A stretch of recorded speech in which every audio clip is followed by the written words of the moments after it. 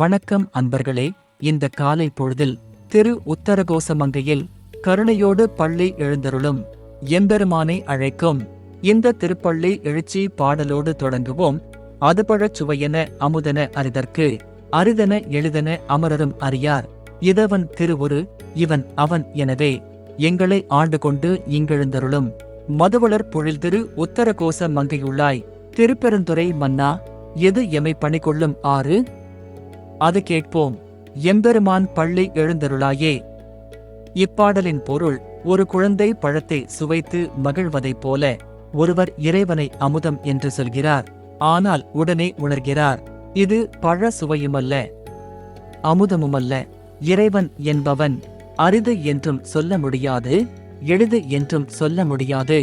அந்த அளவுக்கு தேவர்களுக்கே கூட அவனின் உண்மைத்தன்மை முழுமையாக புரியவில்லை. ஆனால் அந்த அப்பாற்பட்ட இறைவன் தன்னைத்தானே சிறியவனாக்கி இவன் அவன் அவன் இவன் என்ற வேறுபாடில்லாமல் எங்களை தன் அடியார்களாக ஏற்றுக்கொண்டு கருணையுடன் நம்மிடையே வந்து நிற்கிறான். தேன் மணக்கும் சோலைகள் சூழ்ந்த திரு உத்தரகோசமங்கையில் உறையும் இறைவனே, திருப்பெருந்துறையின் மன்னனே, எங்கள் கேள்வி ஒன்றே ஒன்றுதான். எங்களை உன் சேவகர்களாக ஏற்றுக்கொள்ளும் வழி எது? அந்த வழியை நீயே சொல்ல வேண்டும்.